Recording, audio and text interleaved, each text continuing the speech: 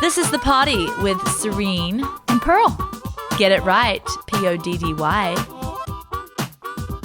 Party people, welcome back. For you guys, it's been weekly. For us, we banked a bunch of shows, and I'm seeing the crew. It's a reunion. It's a reunion. It feels like I haven't seen you in a while. Pearl is looking like she's been really committed to weights. I see got that. your Christmas present in the car, Dan. That's how long it's been. No, I don't buy you that'd be presents, great no. because I know you don't. I was like, Yeah, we haven't not. This is first new year for you, Serene and I. Right? Yeah, and Serene apparently just stepped off of a plane from London in the 50s or something. I love the coat. Yeah, she Secondhand. is classing it up, and I'm classing Actually, it down. I wish I was classing it up, but the thing is that my daughter just gave away her whole wardrobe to me. So Oh, nice. Yeah. And then, of course, Arden, who's sitting next to me, forcing me to keep my jacket on because I don't want to look like his child. And since he's half my age. Creature's Great and Small, Dan. Yeah, It's a great show. That's a great book and a great Yeah. show.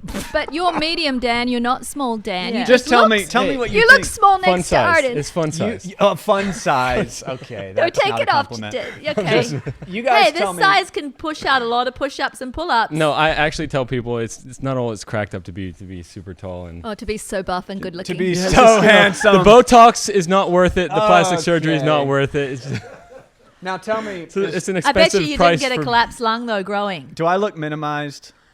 Okay, I'm not good. Yeah, you're you're perfect good. the way you Fantastic. are. Do you know that all my children they get a genetic collapsed no. lung in their teens because They're it's tall. they're too tall and like they grow too fast? They But get a why? collapsed Okay, lung. before we get Yeah, to the all of them. reason, Teenagers they get a collapsed that's lung. neither That's here unfortunate. nor Yeah. there. We have Arden here for a reason, but before Yeah. we get to that, can I ask why the toothpick in the mouth?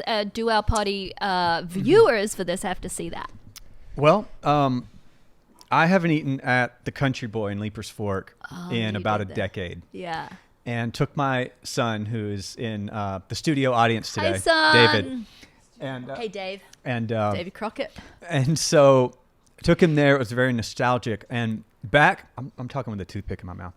Back You only when just realized that. I worked in Leapers Fork in construction, we ate at the Country Boy Yeah. every Friday. The boss man would buy lunch, and we sat at the table that we sat at, and all the vibes were there. And my friend Brent's mom was still working there. Oh my goodness, yeah. And on the way out, though, every time, every one of us got a toothpick, and it was sort of a tradition. So you're still in reminisce. And habits. yeah. Hey, How's your gut rabbits. feeling though? My gut is the best it's ever been. No, after that excursion, we don't know yet. To the he's Country still Boy? good. He's Yeah. healed. He can handle. Oh, stuff. no, I can handle stuff. Okay, great. I had a cheeseburger. Oh. Okay, we won't talk about fries or anything on this show. I didn't say enough about fries. In fact, I took towards the end of the burger, I just ate the meat. There you go. Cheeseburger. Hey, we have Arden here for a reason. Yes. Yeah, what's he Serene. doing here? Your What am I son, doing Yes. here? your offspring. Yep. May I? You know how when we have even Sometimes though I say, "Hi, son of my loins." It's how I introduce Son of himself your- to me. son of your She's, loins. she'll yell out at a big group activity, "Hey, son of my loins!" And like, Oh yeah. Yeah, mom's Look at loins. Janie's face. He so doesn't want He's to like, think there's of my that. mom's loins over there. But you know, I whenever we have an official visitor, and today's Arden's been on our Poddy first, but he just but he just comes sits down between us. short and brief. But this is short kind and of sweet. official today, and when It is. anything is official, I take over, even though he's your son. I'm feeling the No, you're urge. official interviewer. Yeah, and, Yeah, you've had. and we'll that let since- Danny ask some pertinent questions, and you will fill us in on your kind of take on things. But may I lead? Oh, please. Lead. Arden. As if you're not. This Otherwise, Jordan I'll just gonna Peterson leave. son chair of is my not loins, all blah, it's blah, cracked blah. up to be. It's kind of uncomfortable. You're just too big guy. Quit bragging. We've got Arden here to tell his story for the first time in hopefully completion. We've kind of had you on. You've told little bits of your story. But today it was time to kind of share to the world what you've been through, what you've come into, and what you kind of talking about loins, birthing. Okay. But Got a problem with loins, Dan? yeah, I love a good set of loins.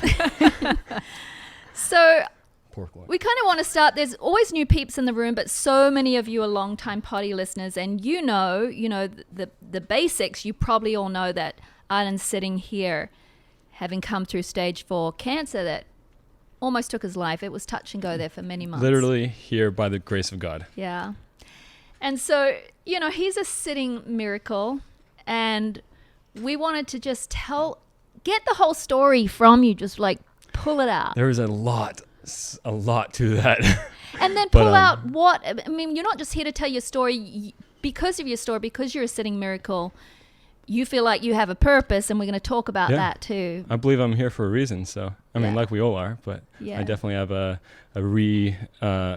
purpose and a vision that I want to put forth and kind of make happen. Yeah. So, I don't know. If you don't mind, Serene, can I ask, when did this all start? Like how old you were, and when you grew up healthy with your mom's homemade bread. You know, you lived on a farm, you did all the healthy things, you were a healthy kid. And then what happened to make... Like no juice, like no Fruit Loops, no So your mom would have cornflakes. not allowed you none sugar. of those things around Mom. Yeah. And none of them at home. Pop was like saying the word meth in our house. Yeah. Juice, that was a swear word. You know, I did grow up healthy, Yeah. and grew up in a beautiful home where healthy lifestyle and healthy. Mom made awesome meals. Now, I didn't appreciate that at all. Like we've said in other podcasts where I've just came in briefly, did not appreciate healthy food. I enjoyed the home cooked meals, but I didn't have a love for health. And when I was 18, 5 weeks after Esther and I got married, I was diagnosed with Hodgkin's lymphoma. And didn't even know what that was. I was like, what is this? And he was like, oh, it's cancer. I'm like, oh, I thought only old people get cancer and really unhealthy people.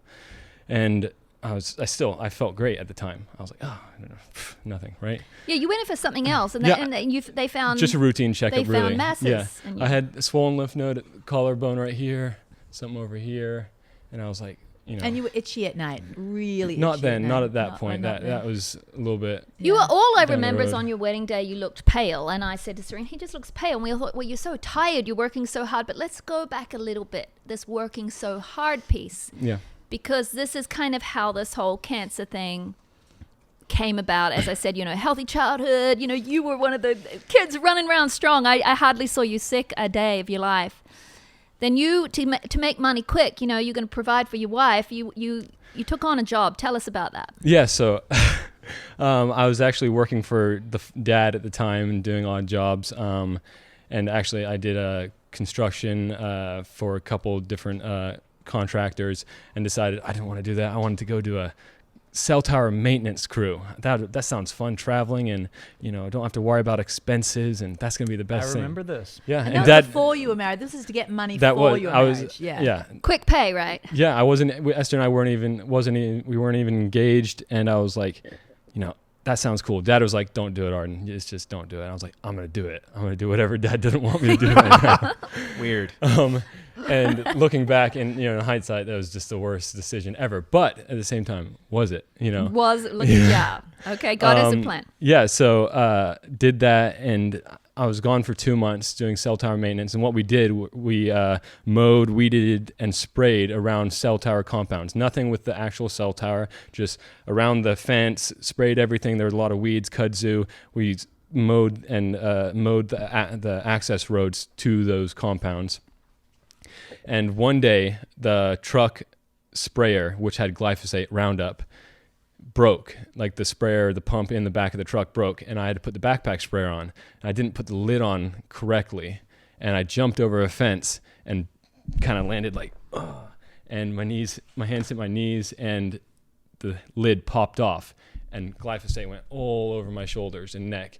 And that's where that's where it all originated, which is around my neck. Do you think this I believe it so. caused the cancer? Oh, like So some of I my watch research. TV in motel rooms, and it's like if you or your loved one Exposed to has been glyphosate. exposed to glyphosate and has had Hodgkin's lymphoma, you can call this money to sue blah blah blah. And I'm like, you know what? He's a miracle. I don't want to get involved in anything. I have like It's illegal 30 and different evil. I'm theories, just blessed. and Yeah. one of my running theories is that I had Epstein-Barr virus, which is mono, and then Yeah. I got exposed to glyphosate, which then mutated into Hodgkin's lymphoma. Yeah, which actually, is if you true. look at the history and scientific history, that's what happens. But tell us about how you couldn't wash it off. And I had a bottle of water. That's all I had. One and single bottle. This was still at 10 o'clock in the morning, so I just took off my shirt, put a new one on, and went back. Because they go to a different went back to motel work. every night on these jobs. You know, they're just as many. The more cell towers you clean, the better. I got paid $6 a cell tower. Yeah. So our goal was to get 40 to 50 cell towers a day. How completed. much glyphosate poured over you? About 3 gallons. Oh. Yeah. Okay. It's hard not to be mad. Yeah, it is. It's that I'm an absolute chemical freak. I hate chemicals. Now, painting, anything, I have a hazmat suit on, like goggles, everything. I look like an alien. Well, they're pure poison. I mean, even on the back of it, it talks about how poisonous it is. And I remember when I was in the construction industry, it was sort of culture to not take that seriously. It was like, everybody just was, and I was the only guy just like respirator. And we, as a society, don't really realize the importance of what we put on our skin, and even on the small scale, soaps and everything like that. Yeah. But also, like, you know, I used to change my oil in my car with my bare hands, you know, just like let the oil, I'm like, oh, that's nothing, just wash it off. That's what men do. Yeah. Yeah. And I didn't realize that, hey, as a human body, our skin is our biggest organ. We have, I think it's, and the average adult has over 21 square feet of skin. Whoa. Oh, wow. And you've got extra because you're so tall. Okay, he's got 6 like exactly. 32. He's 6'6", everyone. Yeah, 34. Okay, so, and you didn't wash it off till what time that night? 7:30. I mean, it was in your skin. Yeah. But I mean, so how many months was this before you started looking, I remember on your wedding day, you were looking pale. so You lost a lot of that weight was on your in wedding day. September. I started in September of 2015. I finished October of, like, the end of October 2015.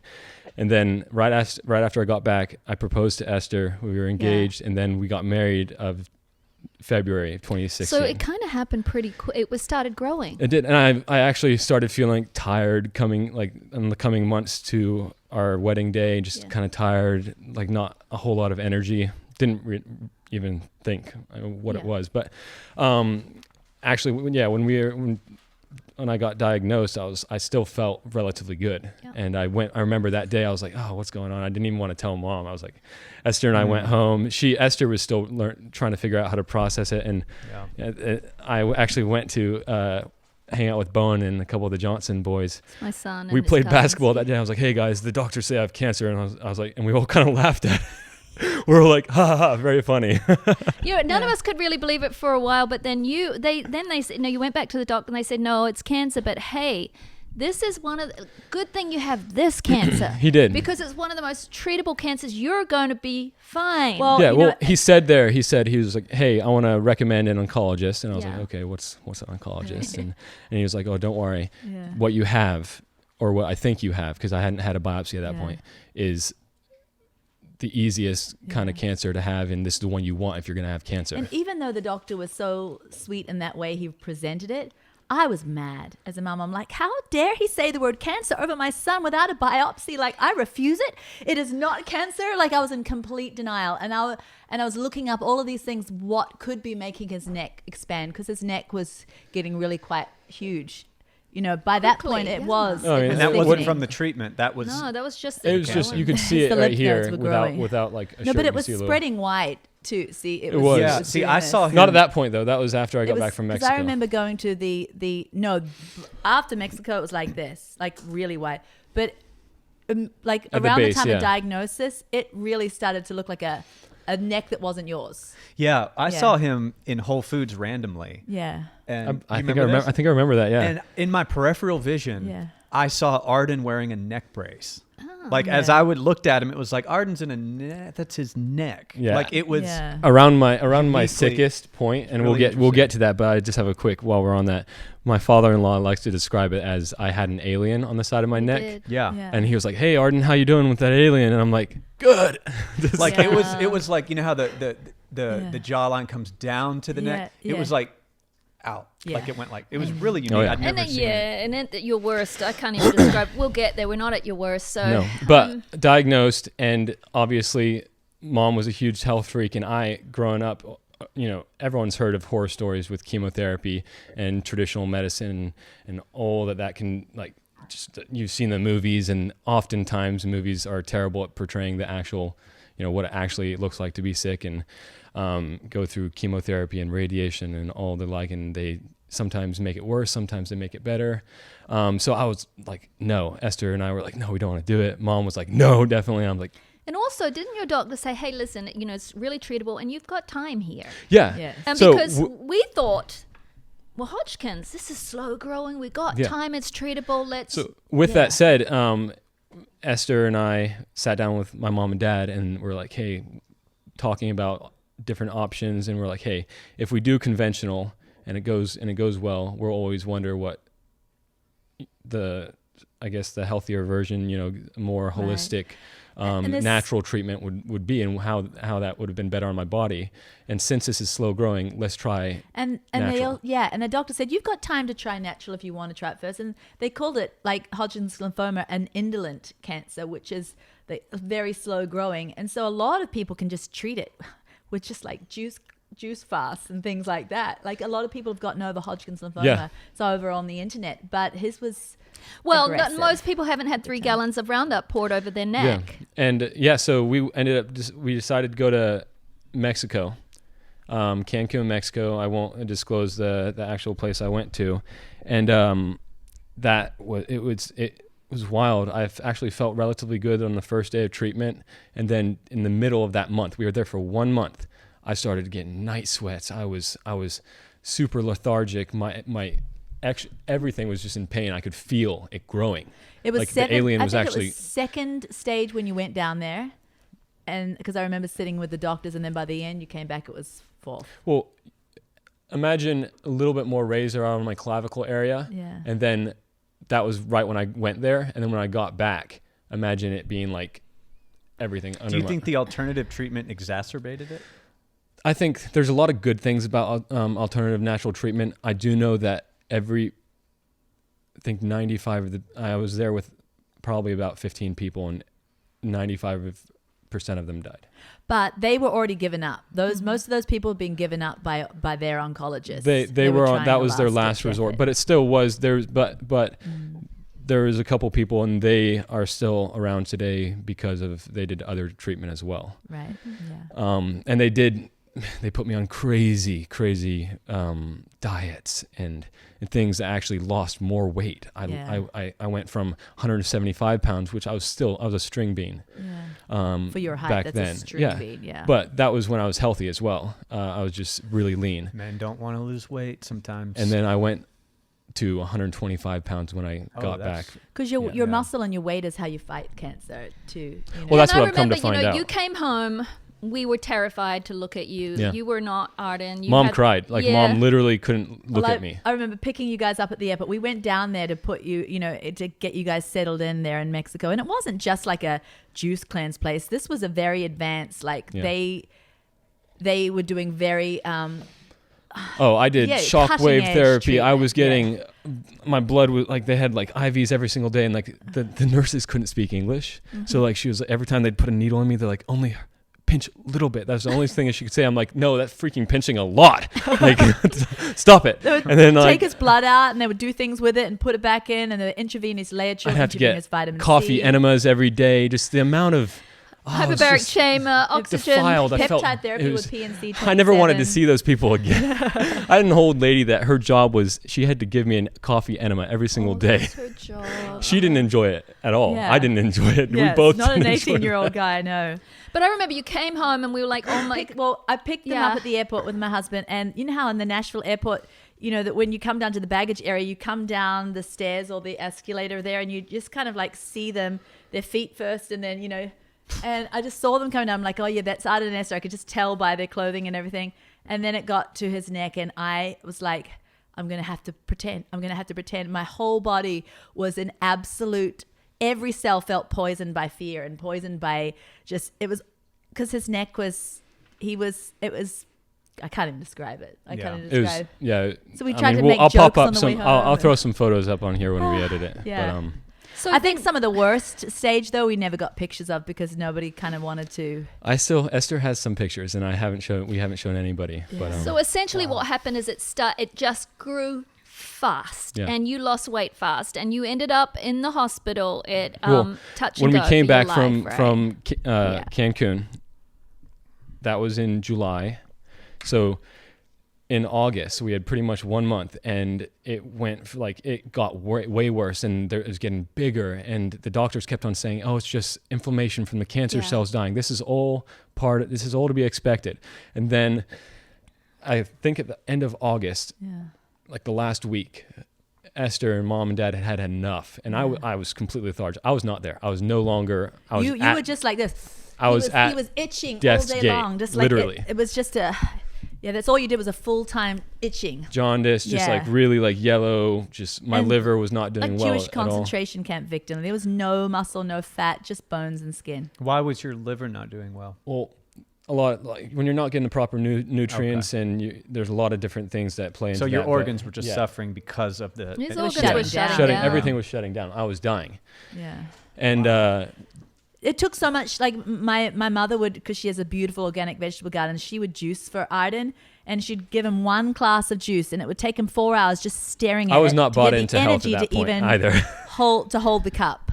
I was not bought into health at that point either, though. So that was everything was a job. I did not want to do anything. All the stuff that Esther was making me take, and you and Nana, all the juicing, all the healthy remedies, and the essential oils I was putting on my neck, everything. And I still had a huge regimen that I brought back from Mexico, and the diet and everything. Just it was miserable. But you had no. I think it wasn't that you were so against it as much as you had no energy to do it. Both, I think. Yeah. Both. I was just done. At what point did the traditional chemo start? So anyway, they had all had enough. We got together and we were like, I can't watch him die. And this is like, I can't watch him die. And Dad's like, we can't watch him die anymore. He's dying. We can't just sit back and let they called natural, the doctor from Cancun. They said, hey, this is enough. We've had enough.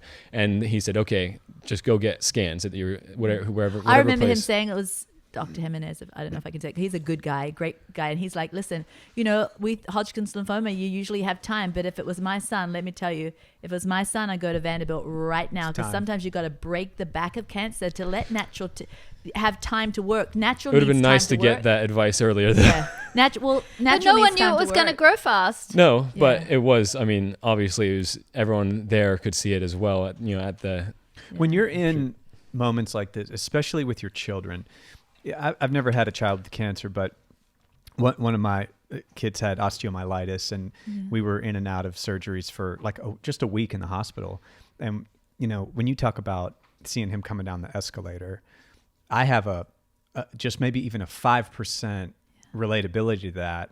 When we see doctors take your baby out of your arms to take them away, and the baby doesn't understand. And that like your heart cracks open. It is so hard. There was no way of even sleeping. There was no way of even continuing to breathe unless I would just say the name Jesus. I don't know if I could have even survived without God. I couldn't have. But I think it was stressful too on Esther and me. My wife had it very hard because for me at that point, that was not the hard part for me at that point. The hard part was later down the road during treatment. During the chemo? Because he was out of it. He didn't even... I actually felt, when I first started taking chemo, and we'll get to there, I actually felt better.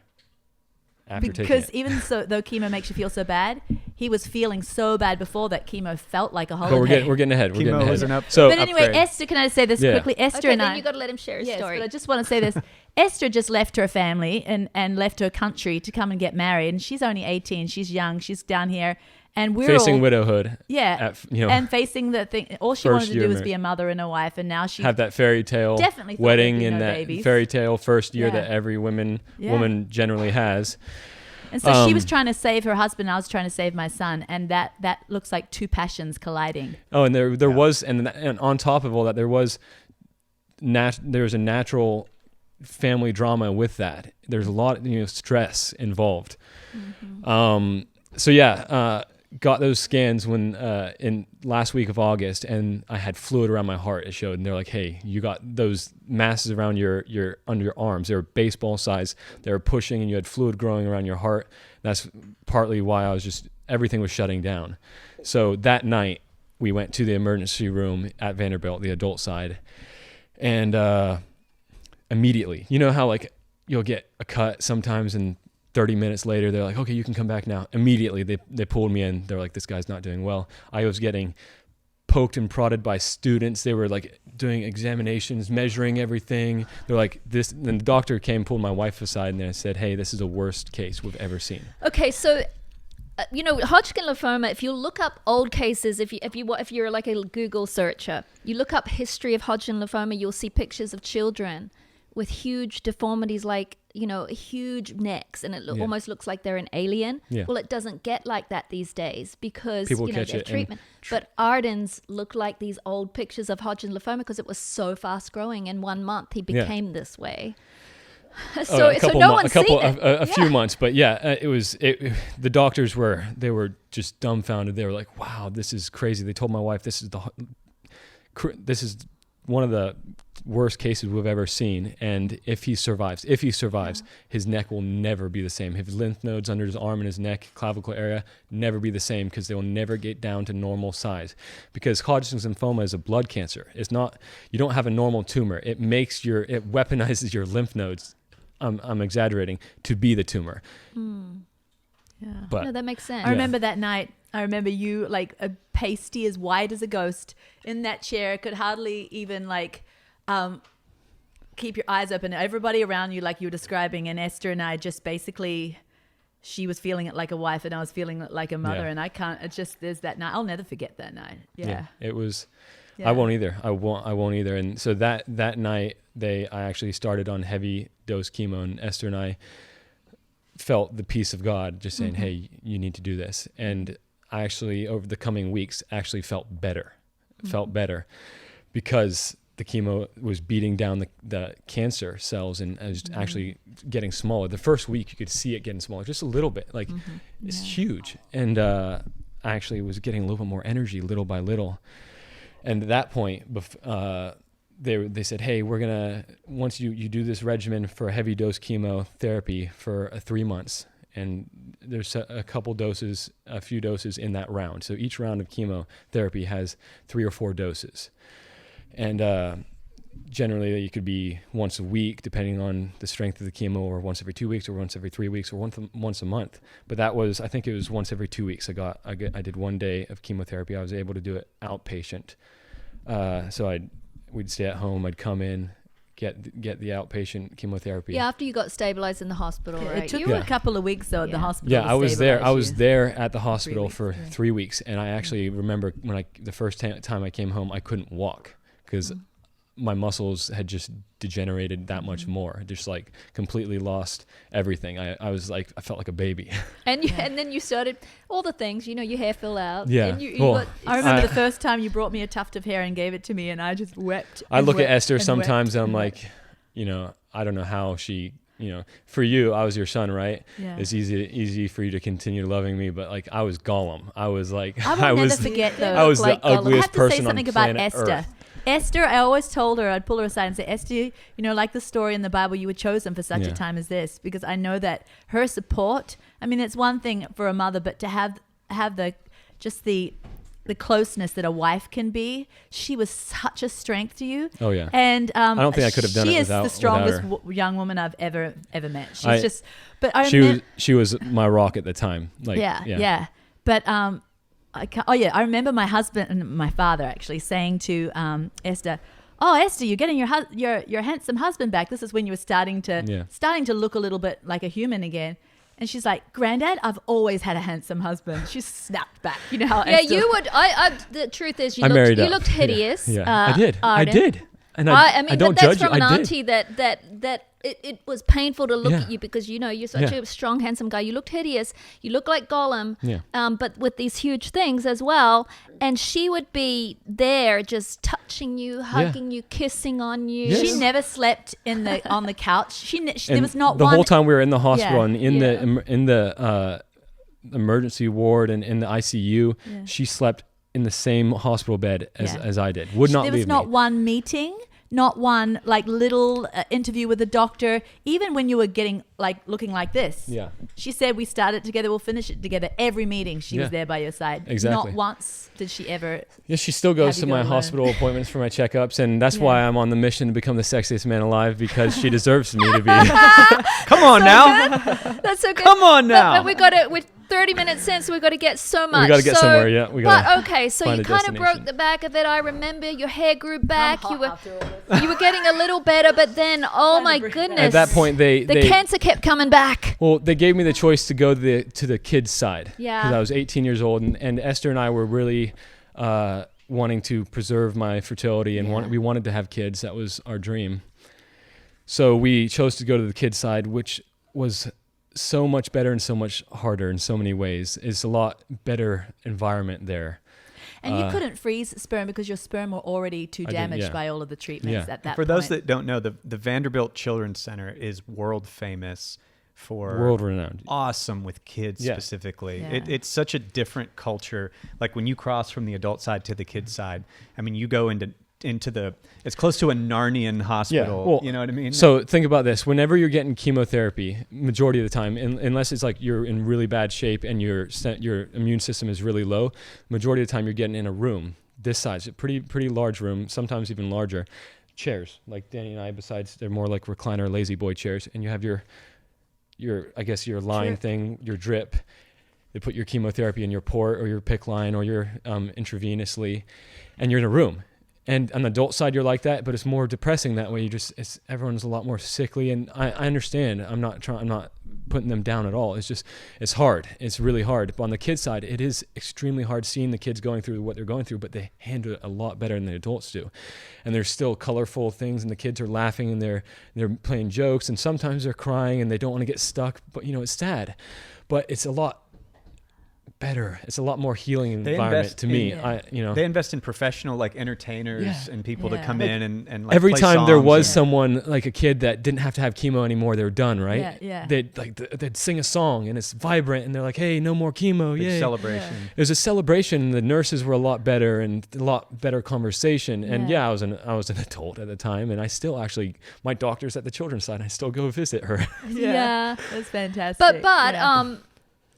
So there was life there. But okay, so at so many times we thought, oh, he's done, no more chemo, and then the dreaded thing would come back. What they call it, resistant cancer. Very resistant. Dreaded Roundup. It kept on coming back. I did low dose chemotherapy for around 7 years. Yeah. So it wasn't till spring of 2022 until I actually stopped.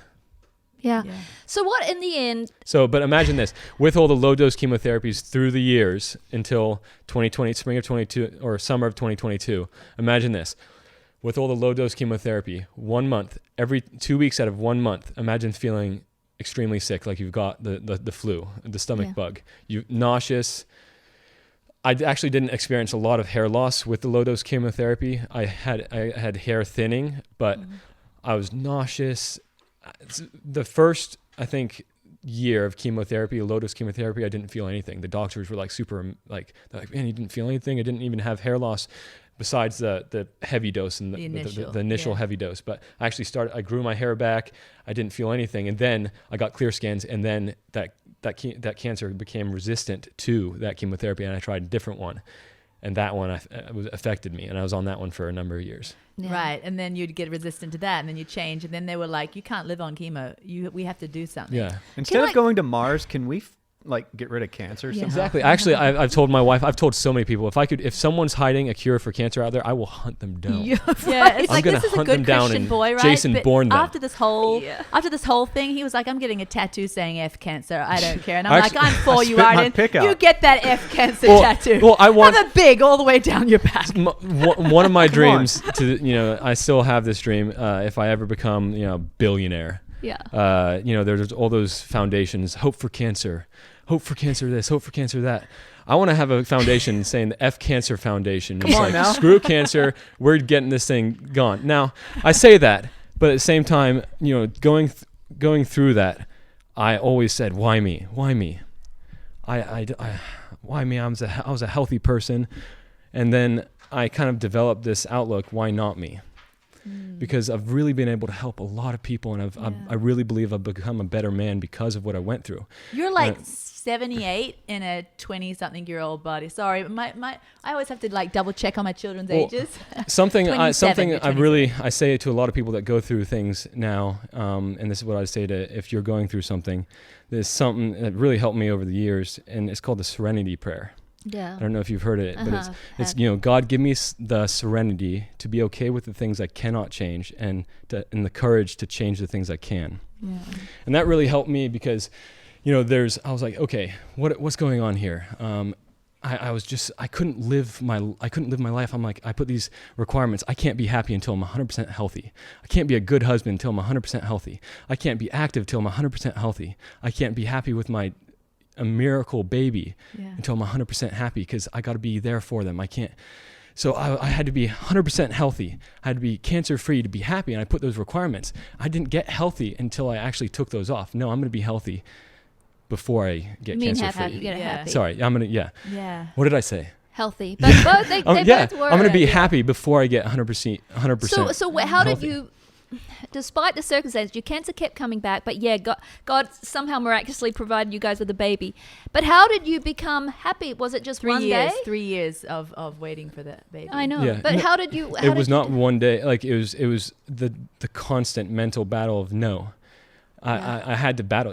I never really told this like to a lot of people. Esther, I told her occasionally. Nobody else knew. I only found knew out this like 6 months ago. You were like, yeah, I'd never enjoyed the first maybe year of my baby's life, because I felt... Well, I enjoyed it. Enjoyed her, but But felt it was hard at the same to, because time, I felt like I was like, am I going to be here for her? Yeah. Am I going to walk her down the aisle? Yeah. And those thoughts just penetrated constantly, and it's like I had to fight them away. Yeah.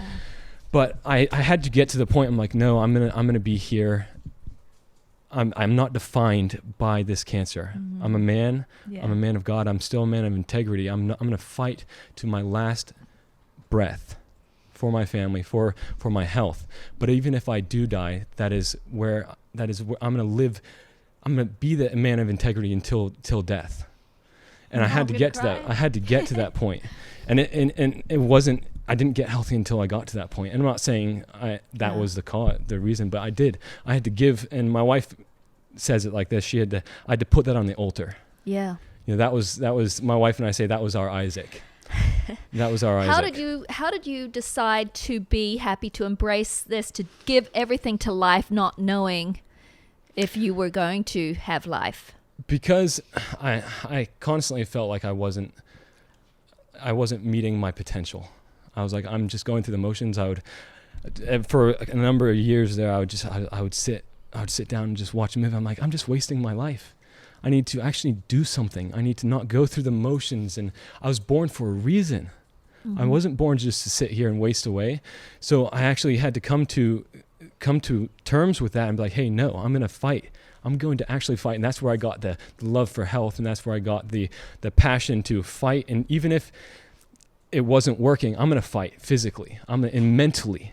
I remember you started watching YouTubes of Navy SEALs and everything. Like everyone who's Navy SEALs have inspired me. Done something hard in life that's almost impossible. You started binge watching, right? Because they have this awesome brick wall of a mental fortress where they're saying, no matter what I go through, I can overcome. I can go 7 miles longer, 7 times further. I can beat my circumstances. And that's what they constantly... I've read so many Navy SEAL books. I know so many Navy SEALs personally. And they're always like, hey, you're going through something? Good. Good. You're going through something? Good. Because you have the chance to learn. You have a chance to grow. You have the chance to get back up. Because nobody ever actually, if you fall down, you're not going to get anywhere unless you pick yourself back up. And I had to fall down.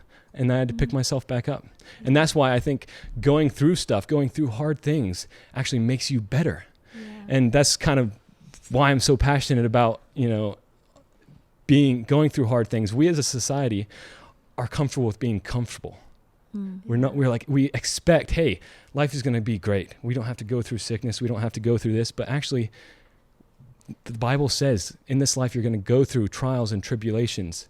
But don't worry, I've overcome the world. Yeah. And I'm paraphrasing, and that's not the exact. That's pretty good paraphrase. But Can I ask one question here? Good on you, Mr. Big Sissy. Mr. Big Sissy. That's actually accurate. That's so true. So this is kind of all leading up to this whole undefeated mindset, and now that's going to be your book, Undefeated, and your whole Undefeated Men. The whole thing that you're starting, the whole vision, Undefeated Men. Can you talk a little bit about that? I want to address something there. Let her ask. When I say undefeated men and that name, it's not. I'm not saying that men don't get defeated. I'm saying men fall down. We all fall down, right? But the undefeated is a mentality, right? It's in Christ, we're undefeated, right? So we fall down, we pick ourselves back up again. You're going through something, good. Get over it. Move on. I have so much sympathy for people who are going through things. I pray for them. I want them to get better. I'm just saying, let it be a lesson. Become a stronger person through that, and that's the mission behind it. Undefeated men. Right, so it's not like some perfect man who's just living in this utopian, had everything going right, and everything, been in an igloo his whole life, never been exposed to anything, never had a broken bone, a cut. No, that's not an undefeated mind. Exposed to Roundup. Yeah. If you've never been through anything, how can you actually be undefeated? How can you be good, really? So about a year and a half ago, you went through immunotherapy, right? You got your whole system taken down to nothing. Stem cell transplant. And then you had a transplant, you built back up, and that was really touch and go for a while, but you did amazing. Can I just speak something? I had a terrible flu just a week ago. Like, I never get sick, but I got sick, and it was just like, it was my turn. I never got the flu year after year, and I finally got it, and it was just really, really a doozy. And I remember Arden saying, "Don't worry, Mum, you'll be fine. You'll bounce back now." Don't mean to be talking about this, but this feeling that you've got right now, times it by, I don't know how many. I said times it by 10. Times it by 10 and have that for that whole stem cell transplant. That's how it feels to have a stem cell transplant. We were talking about Navy SEALs, right? And by the time I came up to hey, I had to face the facts that, hey, I needed to do stem cell. And my wife and I decided, hey, we're going to do this. Stem cell transplant. I told my mom, and dad, they were like, they didn't want me to do it. But mom started feeling more at peace about it the closer it came to that date. Well, March of 2022, I did the stem cell, and I was at normal weight at that, this weight. I did not have as much muscle as I have now, but I refused to get as skinny as I did. And I knew that I'd lose everything again, my immune system, my hair, and I didn't want to be that sick person mentally and physically and be okay with that like I was before. Yeah. So I mentally I was like, no, I'm gonna push myself to the extreme. So, and but still heal smartly. Yeah. But still heal and actually recover. So I forced myself to eat. Like, a lot of people get on feeding tubes and they have to get all these nutrient shakes that aren't good for them. So I forced my wife was a huge help. She got the food ready for me, and I forced myself to eat. And you had sores all the way down from the top of your sores all the way down my GI tract, everything. It's a lot of. So it was like having ulcers all the way down, having to eat on top of that. And imagine being at death's gate, just completely. I told Mom, the worst flu you've ever had, times it by 10. Sleeping all day, and I forced myself to walk a mile every single day. And you got a trainer. Yeah. Remember, you got a I asked him for a personal physical trainer. Came in every day, and you do squats and and stuff. They gave me a Peloton bike, and yeah. So about a year and a half, you'd just come through this, and then at the end of it, they were like, they're releasing him. I remember this. They're releasing him early. He's doing so well. No one does this with it was like a record of early. They told my wife and I that, hey, you're going to be here for 3 weeks, solid. I thought it was more than that. Yeah. They said a month to 3 weeks. Yeah. And I was like, I told my wife, we're going to try to get out of there for way faster, because we couldn't have our daughter with us. So she was staying with Mom. That's right. And that was really hard for Esther. Yeah. She was still nursing. So 19 days. Yeah. 19 days. And they said, hey, you've handled this better than we've pretty much ever seen anybody. And I'm the worst patient ever. My doctors and nurses probably, they like me, but I was always I'd all of a sudden, if someone was doing something, I'd all of a sudden just freak out, and they were like, what's going on? I'm like, I'm just messing with you. Just to have a little bit of excitement in the emergency room, or in the doctor's room, because it's boring. But keeping your humor is why you're here too. Yeah. I remember, could I just say something about humor? I remember once when you were really in a bad way. I don't know, maybe it was after the first heavy chemo, and I don't know, you were just maybe you just decided to this stinks being miserable, and you started doing slapstick humor for our whole family. You were like Charlie Chaplin, and I just remember you just entertaining us. We just felt like crying. If you think my mom is a prepubescent co-host, you should just wait until I'm in. well, let me say something then. So you got out of this whole stem cell thing. They're like, oh, he's out early, and then I started to hear this rumbles from Serena, Sam, and you. Arden's there needs to be a man's program. Enough of I this. had to Enough. go pee-pee because I drank Okay, all go that coffee. pee-pee. Good. Finally, you can stop interrupting the Mr. Older Sister person. Arden thinks it's crazy, ridiculous for husbands to have to follow Trim Healthy Mama. Yeah. Arden has a mission. Arden has a ministry. Arden has all this thing. I'm like, what is this deal with Arden, you know? And so finally you came and sat down and you're like, Auntie Pearl, and you talked to my husband, Uncle Charlie. He's like, I have come through something and I want to share it with other men. And my story, I want, like, you were starting to muscle up. You were starting to become strong. You're like, if I can do this, any man can do this. Yeah. And actually for years, I wanted to do it, right? I wanted to build something. I wanted to encourage men, but I didn't feel like I was worthy of it, right? I didn't feel like I actually had a message that people would want to listen to, or why would they listen to me? And then I actually realized one day, I'm like, no, this is why I'm here. This is why I'm here. And you started writing your story, right? So you're writing your book, right? Yeah, but you haven't finished it. I haven't finished my You're book. a lot like your mum and I. That's gonna be 5 years. No, I'm joking. But you're like, more than that, you want to start, from what I got, and you shared it, your heart with us, you're like, I want to start something for men. Yes, physical, because you believe every man should live up to their physical potential. Yeah. But not that mentally, spiritually, physically. We've started, Cal and I started Undefeated Men. Cal is Uncle Cal. Yeah, your he's my Uncle Cal. He's ex-Marine. And a really good friend of mine and mentor, just awesome.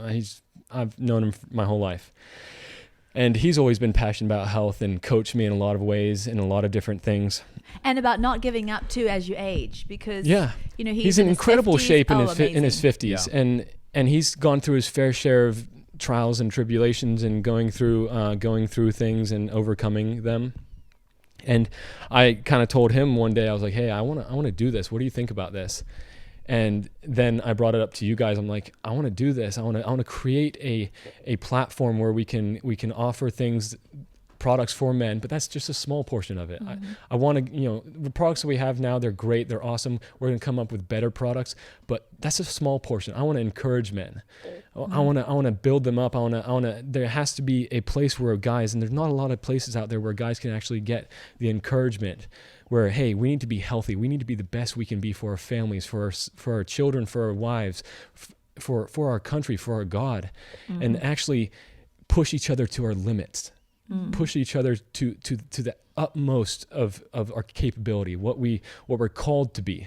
And we as men, like, especially in this day and age, we don't encourage that as much. Like, we don't encourage men to be men as much, and it's kind of sad. And there are people out there like, hey, you need to do this, and it's kind of more toxic, and I don't believe there's actual toxic masculinity. I think there are toxic men, and those men are pushing this form of masculinity, and I want to be a different voice saying, hey, no, let's equal this and pull these over here, and hey, over here, guys, no, this is what we need to be doing as men. Yeah. And that's what I want to be, that trumpet with Cal, and we want to push that out. So yeah. I love that. Yeah, I think it's incredible. So what do you... I'm spewing out a lot of stuff. All I want to do is push-ups right now. Like, I'm just like, let's go. Like, I don't know how this is hitting y'all, okay?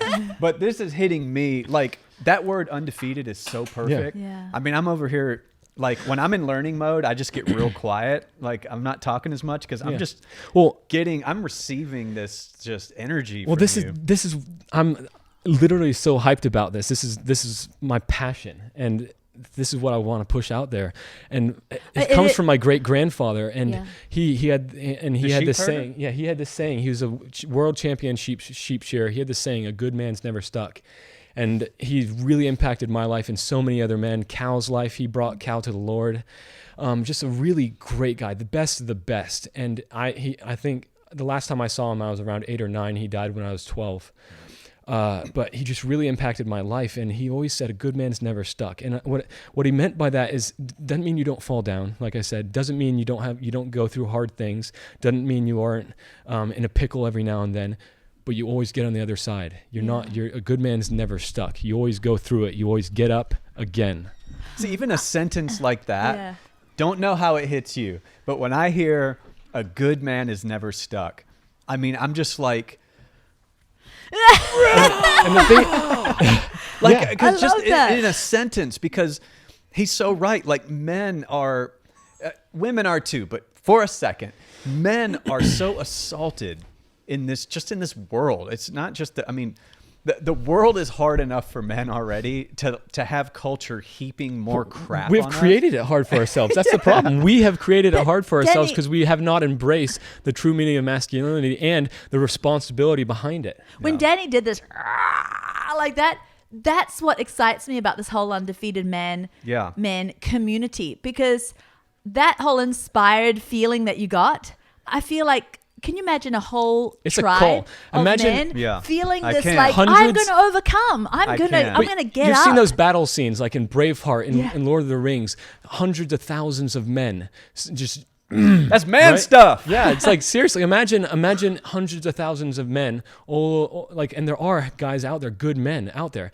Imagine we get joining together in a force, a force that is unstoppable, and then building that force up with their families, with their wives, with their children, with an extra hundreds of thousands of people, and just building that up. Be unstoppable. You're right.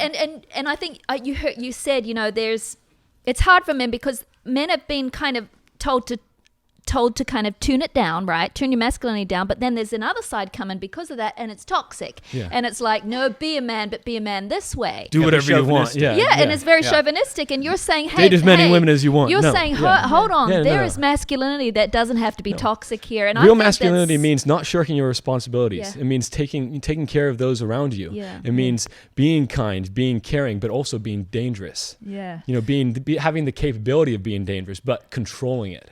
Yeah. I talk to my sons a lot because a common phrase amongst young men is hard. Like, oh, he's hard. Oh, don't mess with him. He's hard, right? Yeah.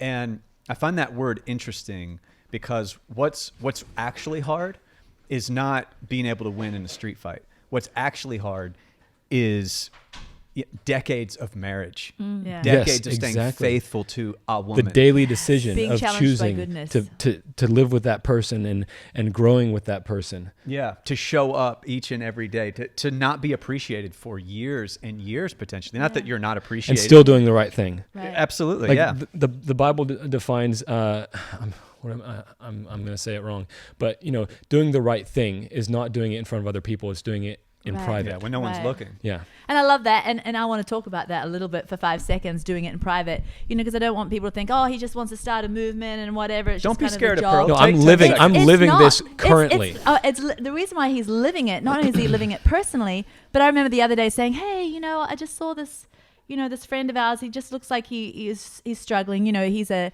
fatherless young guy. And Arden's like, give me his number, let me call. And you've become his mentor, and you're like encouraging him, and you're not taking money for it, and you've pulled him under your wing, and you're like, I'm taking him through, I'm just taking him through his own little personal Undefeated I've talked course. to hundreds of guys, and not just guys, hundreds of women that their sons are going through things and just tons of things.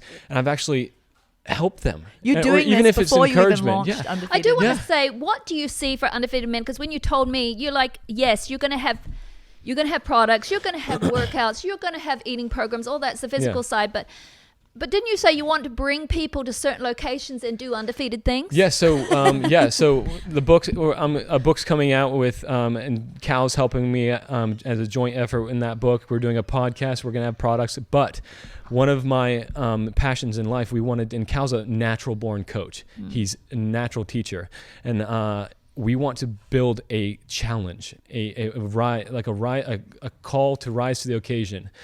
We want to build a course, an obstacle course, an undefeated challenge, and that's something that we're building right now. Yeah. Oh, like in the woods? Oh, kind of thing? on the farm. On Arden's land. On the farm. Come on now. Oh yeah. And they'll be changing the I challenge want all to the see like time, 4,000 people there. So I think it's going to happen. So Arden, where do men, women... Can you get woman people sign up on your website and email too, or is it mostly men? We have a lot of women right now, mainly signing up their guys. And where do people go to, because it's not all ready yet, but it's coming? Yeah, so if you can, right now our products, undefeatedmen.com, you can find our products. There's not a lot of messaging behind it right now, just because we wanted to get the first flag on the ground and the first step forward and build it from there, just because we're so passionate about it, and we know that the first step is the best one, is the first one you take, but we anyway, we're going to have a Facebook. We have a Facebook and an Instagram right now. We're going to start putting content. But people go to undefeatedmen.com. Undefeatedmen.com. Good, bro. And they sign up, and Yeah. there's an Come email on. list. Yeah, an email list. Yep. When are you going to start sending out emails? Yeah. As soon as we get a lot of people signed up. After this podcast? That Yeah. looks Well, all the great. people that we've had quite a decent amount of orders coming Yeah. through for our current products that we. You're going to have workouts and then, of course, encouraging podcasts that Oh, yeah. just kind of inspire. This matte black Oh, yeah. vibe is Yeah. that's where I'm Well, at. I love that. our products are great right now, just awesome products, and we're gonna. What are they products for then? So mainly workout recovery products, good for building muscle. I'm big into building muscle. I believe that building muscle fights away many illnesses, especially cancer. Yeah.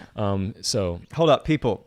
Just to see the before and after. We talked I'll about throw it up on there. Yeah, I'll throw it how up. he looked, but it's worth it to go to this website because he's got this slider where it shows before where he looks like Gollum And that was a after. good stage. I had We my started- hair still. I had my hair. I hadn't This lost was when my we hair. started thinking he looked like James Bond again. Like the before. No, I actually had dreams of the future at that point. Yeah. I was living. Yeah, a you little like bit coming more. out like, I want to buy a new hunting archery set because I'm Yeah. going to live. Actually, I was a couple days after that. I went hunting. Yeah. Bro, I'm so proud of you. Thank you. I appreciate it. But it's literally all the encouragement of Show me your bicep, Arden. She does this to all her sons. Every do. day she's like, show Everybody. me your bicep. And Yeah. they're like, Mom.